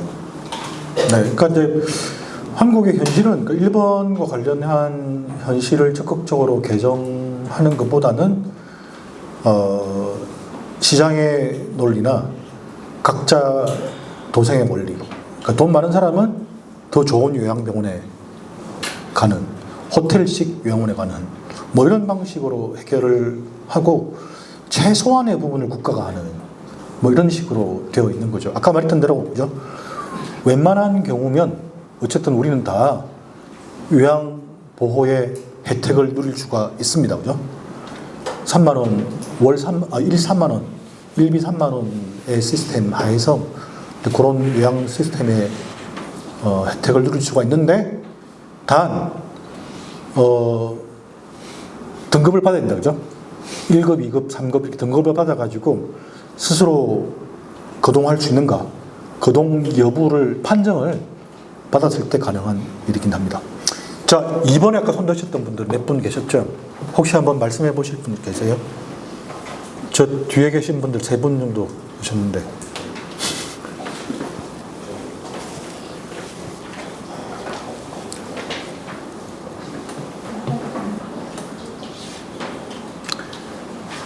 그러니까 자기결정권이 철학은 그죠? 되게 강하고 돌봄과 인간에 대한 생각을 다르게 만들어주는 그런 철학인 거죠. 아까 말했던 대로 그죠? 인간이 가지고 있는 취약성, 인간의 취약성이 남에게 의존할 수밖에 없음. 그게 인간 자체의 조건이라는 것을 강하게 강조를 한다는 거예요. 그죠? 그래서 인간이 자기 결정을 하는 것이 가지고 있는 위험성, 다른 위험성 같은 것에 대해서 이야기를 하는 거죠. 근데 이거는 이제 지금 여기 나오는 논리랑은 약간 차이가 있긴 하지만, 이건 뭐예요? 이건 이제 종교, 지금 교황님 사진을 가져온 이유가 뭐냐면 되게 강하게 이런 이야기를 했었어요. 왜? 자꾸 이제 이런 자기 결정권을 조력 존엄사의 문제로 가져가는 흐름 같은 게 강하게 생겨나니까 이런 말씀을 하신 거죠. 그래서 이게 보면 되게 멋있는 말이다, 그죠? 삶이 권리이지 죽음이 권리가 아니다. 엄청 멋있는 말로 이렇게 교황님 말씀하시긴 했다, 그죠? 근데 이게 잘 안 먹히고 있다, 그죠? 왜 그럴까? 이게 문제인데. 네, 안규백 의원, 작년에 발의한 안규백 의원은 이런 내용입니다. 호스피스 완화 의료 및 임종 과정에 있는 환자의 연명 의료 결정에 관한 법률. 굉장히 긴 제목인데, 이런 법률에 관한 일부 개정안이라고 해서 이 법률안 안에서 여러 가지 규정 가운데서 한 부분을 제기했다, 그죠? 그래서 이거 말이 되는 거 안 보세요. 이게 이제 말이 안 되는 부분이 많아서 사실은 문제 제기의 충격과 급진성에 비해서 법안 내용 거친 거죠, 아직까지는. 거칠고 한국적인 상황이 안 맞는 거죠. 그러니까 이렇게 되어 있어요. 말기 환자에 해당하는 사람으로서 복지부 산하 조력존엄사위원회의 심사를 거쳐 신청이 인용된 사람, 그러니까 신청이 인정된 사람. 1. 말기 환자. 2. 수용하기 어려운 고통이 발생. 3. 신청일 자기 의사에 따라 조력존엄을 희망하고 있을 것. 이 세 가지를 관련 전문가 15인으로 되어 있는 심의위원회에서 판단해 준다는 거예요. 지금 웃으셨어요. 좀 현실과 거리가 있다, 그죠? 네. 네.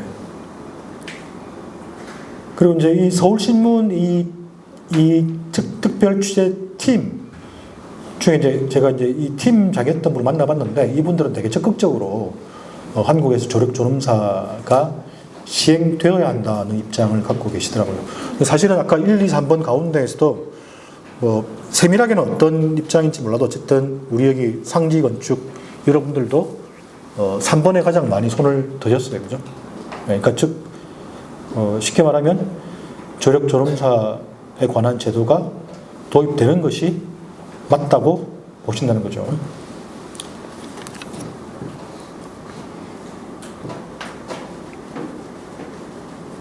네, 이건 아까 이제 안 한 이야기인데, 우에노 치스코라는 도쿄 대학 사회학과 교수였던 여자분인데 이제 평생 비혼으로 사셨고, 근데 이런 문제를 전 세계적으로 제일 고민을 많이 해서 일본에서의 요양보험제도, 소위 개호보험이라고 그러는데 일본 용어로 그걸 도입하는 데 결정적인 공로를 가지신 분인데, 최근에 이런 이야기를 막 주장하시는 거죠.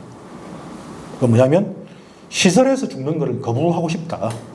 그러니까 그러니까 기본적으로 그죠? 그러니까 장애인 관련된 문제도 그렇고 이 문제도 그렇고 시설이라는 것이 가지고 있는 불가피성, 그죠? 그러니까 가족 돌보면 안 된다 그랬잖아요, 아까. 그 하다 보면 살인 난다 그랬잖아요. 살인 나는데 특히 여성들이 피해를 보는 경우가 많다고 그렇게 돼 있는데, 그럼에도 불구하고 시설에 간다는 것, 시설을 통해서 사회에 한다는 것이 가지고 있는 한계에 대해서 막 생각하는 거예요. 왜? 시설이라는 것이 가지고 있는 근본적인 한계가 어떤 거예요? 그 안에서 우리 장인도를 시키면 비인간화 된다, 그죠? 어떤 경우들에 불가피하게 엄청난 돈을 지불해가지고 막 내 전용 막 요양보호사가 있어. 네? 내 전용 보호사가 있어. 날 언제나 이렇게 막 가족 이상으로 따뜻한 태도와 힘 좋은 서비스와 맛있는 음식과 막 이런 거를 하지 않는 한에서 어디까지나 한계가 있기 때문에 이 분은 가족 돌봄을 더 많이 도입하든지 아니면 혼자 죽으면 어때? 고독사 그걸 너무 그렇게 안 좋은 거로 의미하지 마 라는 방식의 담론도 이야기를 하시는 거예요. 예, 그래서 이제 가정 임종이 중요하다고 말씀하시면서 네 가지를 이야기한다고 그러죠. 되게 어려운 방법입니다. 1번 본인의 확고한 의사. 뭐 이건 쉽다 그죠? 본인이니까. 2번 간병력이 있는 동거 가족. 이게 무슨 말이에요? 왜 간병력이 있어야 될까요? 해보신 분들 계세요? 아까 그 요양보호사 우리 시리얼 유튜브 채널에서 말씀하신 그 여자 요양보호사님께서 매우 결정적인 제 이 심장을 푹 찌르는 그런 말씀 하신 게 있는데, 아들들 어떻게 하는가 이거 기억나세요? 그죠? 아들들 요양원에 오면 막 어찌할 바를 모른다 그죠? 어찌할 바를 모르고 막 이렇게 딱 5분 있다가 집에 간다는 거예요. 이게 무슨 말이에요? 이 말이 그 말이다 그죠? 간병력이 있는이란 말은 누구를 돌봐준 경험과 능력이 있는 사람이 잘 없고, 또 그걸 남자들이, 한국의 특히 남자들은 가지기가 매우 쉽지 않다는 이야기를 압축한 거죠. 그 다음에 이제 이게 한국에 참 잘 안 되는 건데, 그러니까 한국, 아까 이제 일본처럼 그죠? 일본과 같은 방식이 제일 온건한 건데도 잘 안 되는 것과 결부되어 있는데, 여기 보면 뭐라고 되어 있어요? 이용 가능한 지역 의료 간호 간병 자원 이렇게 됐다고요. 이게 무슨 말이에요? 여러분들도 아마 그런 고민 많이 하시거나 다 잘 아시겠지만, 너무너무 서울에, 수도권에 이런 좋은 병원이라는 것들 너무 집중되어 있고, 지역에 이런 자원이 없는 불안 같은 것이, 그죠? 같은 것이 이제 그렇습니다. 자, 3번. 난 그래도 디그니타스 가는 게 나은 것 같다. 그 손 드셨던 분들 다시 손 들어보세요. 네. 한 말씀 해보세요, 누가. 너 왜 그러지? 아, 예.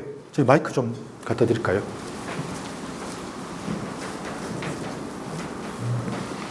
저는 3번에 손들었지만 근본적으로 1, 2, 3번 자체가 다른 얘기를 하고 서로 좀 다른 얘기인 것 같아요.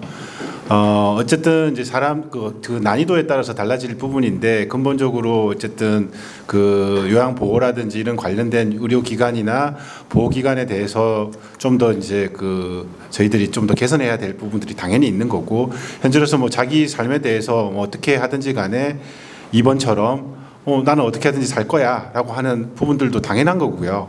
그다음에 3번에 대한 부분들은 이제 좀 다른 시각으로 봐야 될 부분들이, 자기 이제 죽음에 대한 부분들을 이제 자기가 결정한다라는 것만 볼 게 아니라, 살고 있는 자체가 고통인 사람들, 또는 가망이 없고 뭐 연명 치료만 밖에 안 된다라는 것은 본인이 이제 인지를 못하거나, 또는 움직이지 못하고 의식은 있는데도 불구하고 움직이지 못해서 고통을 느낀다든지, 또는 뭐 본인의 연명치료 때문에 가족이 너무 고통해서 생계유지조차도 안 돼서 가족을, 저 같은 경우는 저희 아버님이 한 하반신 마비로 한 5년 정도 누워 계셨는데, 집에서 어머니랑 요양보호사 뭐 가족들이 돌봤는데 너무 힘들더라고요. 못 움직이게, 덩치도 한 저 정도 되는 덩치의 아버님을 어머니랑 요양보호사가 이렇게 하는데, 저도 제가 한번 해보다가 못 들겠더라고요. 그 정도로 사람이 축 처져 있으니까.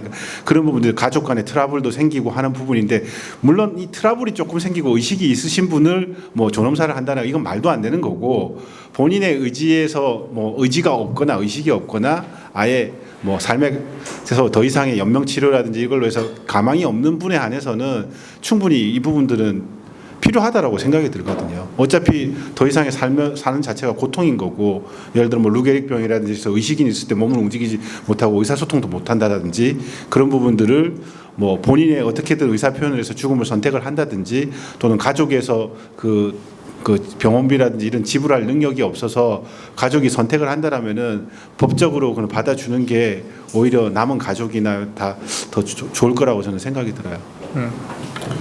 예. 근데 이제 지금 이제 말씀에서 이제 어려운 부분이 나왔는데, 이 지금 조력 존엄사의 결정 주체는 그죠? 가족이 아닙니다.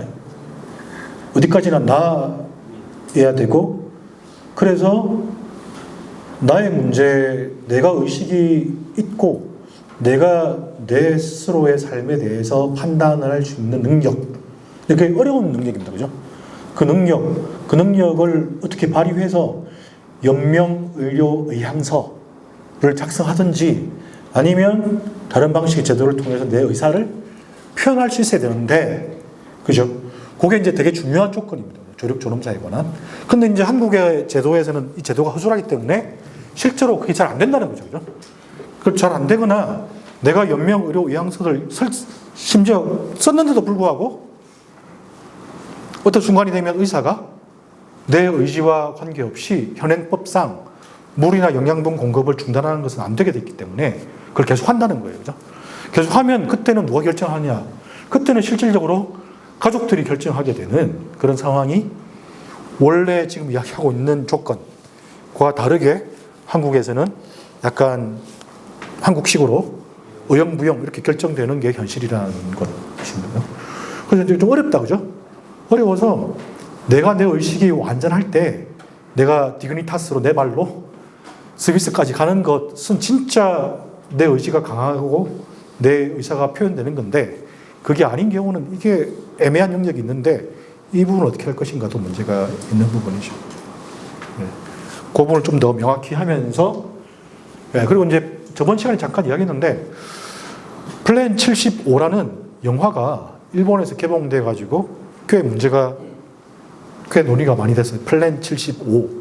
그러니까 만 75세 이상 노인들에게 이제 일종의 이제 SF 영화인데, 만 75세 된 노인들에게 이렇게 어느 날 국가에서 통지가 하는 거죠. 그러니까 일본의 현실과 긴밀히 연관되어 있는데 뭐냐면 만 75세 이상 노인들 중에서 스스로 돌아가고 싶은 분들한테 국가가 보조비 같은 것도 장례비도 주고, 장례비가 그 영화에서 300만 원 나오든가 1000만 원 나오든가 나오는데 그걸 주고 언제라도 의사가 생각이 바뀌신 분들한테는 철회될 수 있습니다라고 안내해 주면서 스스로 죽음을 결정하는 제도가 만들어질 수도 있지 않을까 하는 염려를 담은 영화가 나왔어요. 몇 년 전에. 작년에 우리나라에서 개봉이 됐나요? 그랬죠. 플랜 75 한번 찾아보십시오. 그게 이제 그렇게 될 경우 아까 이제 김영옥 선생이 이야기한 건데 그런 게 생긴다는 거죠. 왜 남의 왜 누구네 할머니는, 어머니는, 그죠? 장례비 1000만 원까지 지원받으면서 그렇게 돌아가시는데 왜 우리 엄마는 뭐 하고 있는 건가? 이런 식의 사고를 할 사람들도 생기지 않을까 하는 염려를 담고 있는 거죠. 그런 이야기가 들어있습니다. 예, 혹시 뭐 자기 의견을 말씀해 보실 분이 있으면, 예, 특히 이제 네, 저 뒤에 계신 네.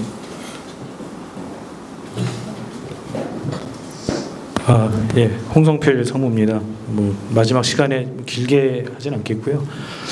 오늘 말씀하셨던 그 강의 전반에 걸친 내용이 최근 뭐 길게는 한 30년, 그리고 최근에 가장 급격하게 한 3년 동안 제가 겪었던 일과 좀 비슷한 게 있어서, 저희 어머니도 현재 요양병원에 계십니다. 치매를 한 30년, 그러니까 횟수로 30년 가까이 앓으셨고요. 저희가 그걸 인지하고 병으로 인지한 거는 한 15년, 10년밖에 안 됩니다. 그 앞단에는 그냥 우리 엄마 이상의 정도로 생각하고 가족들이 힘들고 어떤 조치를 받지 못했던 상황이 이제 지속됐던 거죠. 가족들이 해결할 줄 알았던 부분이었는데, 사실은 가족들이 그런 이제 결과적으로는 치매를 앓고 계신 분들이 집에 있거나 감당이 안 되시는 분 계시면 어떤 사회적인 도움을 받지 않으면 절대로 힘들다고 봅니다. 뭐 경제적인 돈이 있다고 해서 해결되는 문제는 아닌 것 같더라고요.